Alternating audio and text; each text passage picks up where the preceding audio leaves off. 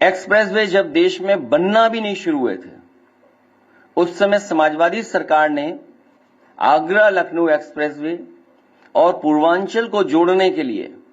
और जिला मुख्यालयों को 4 लेन से जोड़ने के लिए एक रोड मैप दिया था। और आज हमें खुशी इस बात की कि आगरा लखनऊ एक्सप्रेसवे जो विजन दिया था, उस विजन के साथ साथ बहुत सारे हाईवे अब लगातार देश में बन रहे हैं। कई ऐसे काम जो हमारे मैनिफेस्टो में भी नहीं थे, उन कामों को भी समाजवादी पार्टी ने सरकार में, क्योंकि विजन था कि प्रोग्रेसिव हो, पॉजिटिव हो, आगे बढ़ाएं चीजों को, इसलिए चाहे शहरों को मेट्रो से जोड़ने का काम किया हो, जिसमें लखनऊ है, कानपुर है, आगरा है, आपका नोएडा से ग्रेटर नोएडा है, नोएडा से दिल्ली को जोड़ने की बात हो, या स्पोर्ट्स के क्षेत्र में जो काम किए थे कि नए नए स्टेडियम्स बने और वर्ल्ड क्लास स्टेडियम्स बने, वर्ल्ड क्लास स्पोर्ट्स सिटीज बने, जिससे हमारे युवा आकर के परफॉर्म कर सकें या दुनिया के मुकाबले वो खड़े होकर के उन टैलेंट को भी हम आगे बढ़ाने का काम करें। एजुकेशन के क्षेत्र में भी समाजवादी सरकार में हम लोगों ने एक विजन के तहत, जिस समय बहुत सारे लोग सोच नहीं सकते, आउट ऑफ बॉक्स सोच करके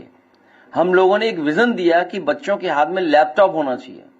और लैपटॉप वो उदाहरण बना जिसमें न जाने कितने बच्चों को आगे पढ़ने का, आगे नौकरी रोजगार पाने का, दुनिया से जुड़ने का, और हमारे साथ जो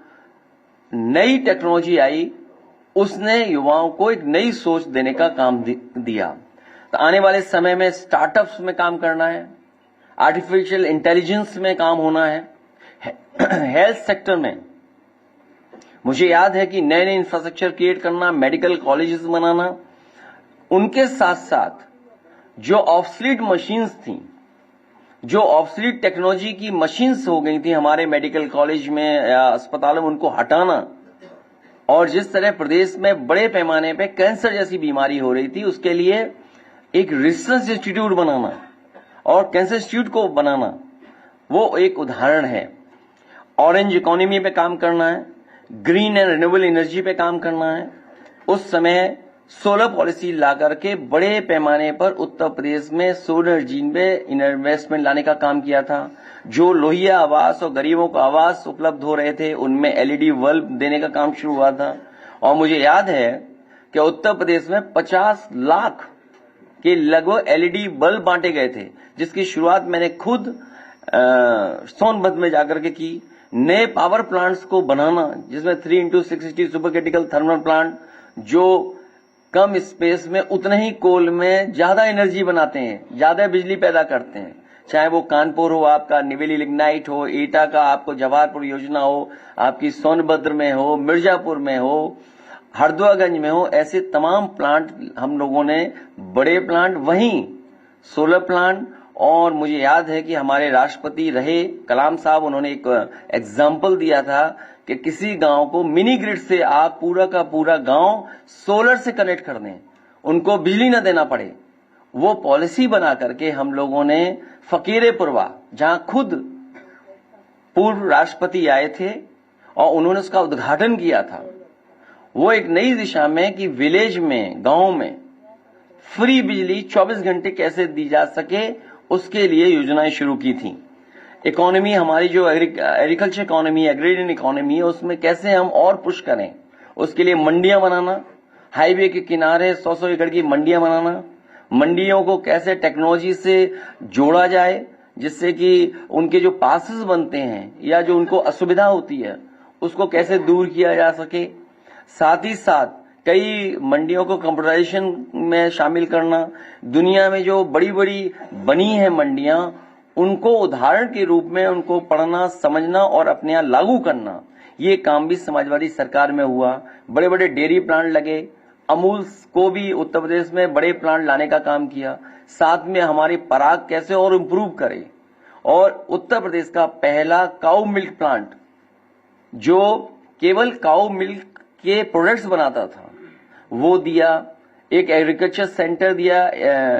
जो कन्नौज में बना, जहां पर हम फार्मर्स को सीधा सीधा नई टेक्नोलॉजी से जोड़ सकें, उनको समय पर बीज देने का काम, नई क्रॉप्स, नई सब्जियों के बीज देने का काम, ये समाजवादी सरकार में हुआ। यूथ अफेयर्स में बहुत काम किया। अभी वुमेन एंड चाइल्ड डेवलपमेंट में काम करना है, उसमें न्यूट्रिशन मिशन लॉन्च हुआ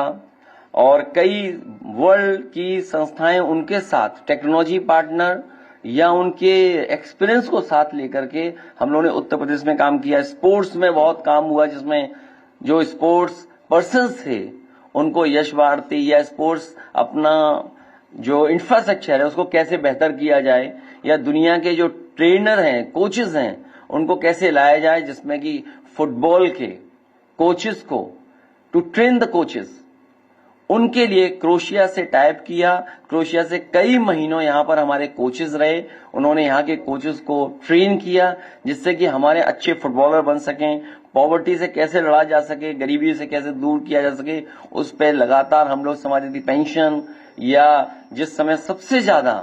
तकलीफ और परेशानी में बुंदेलखंड था, उस समय समाजवादी पैकेट में बहुत सी चीजों को उन तक पहुंचाना।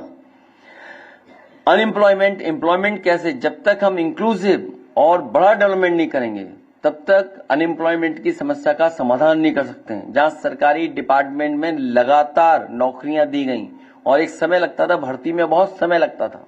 उस समय मेरिट के आधार पर एक एग्जाम्पलरी भर्ती कर करके रिकॉर्ड टाइम में हम लोगों ने शुरू किया। क्राइम लॉ एंड ऑर्डर, जिसमें डायल 100 एग्जाम्पल है, जिसको डायल 112 कर दिया है, वो इंफ्रास्ट्रक्चर बनाना, वो टेक्नोलॉजी को इंट्रोड्यूस करना उसके साथ साथ,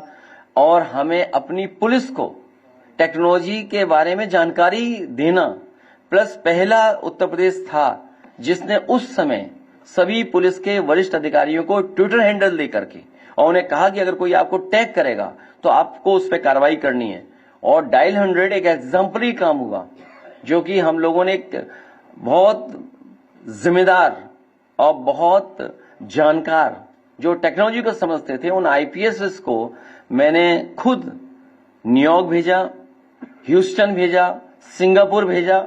और वहां से वो तीनों जगह के रिस्पांस सिस्टम देख करके आए। फिर यहां पर हर लेवल पे अधिकारी से बात की, SO level, CO level, deputy SSP level, DIG, IG और ऊपर तक, कि उनके सामने क्या क्या प्रॉब्लम्स आती हैं, उन सबको रेक्टिफाई कर करके एक सॉल्यूशन दिया रिस्पांस सिस्टम डायल 100, जो एक देश को एग्जाम्पलरी बना और एक हेडक्वार्टर के अंदर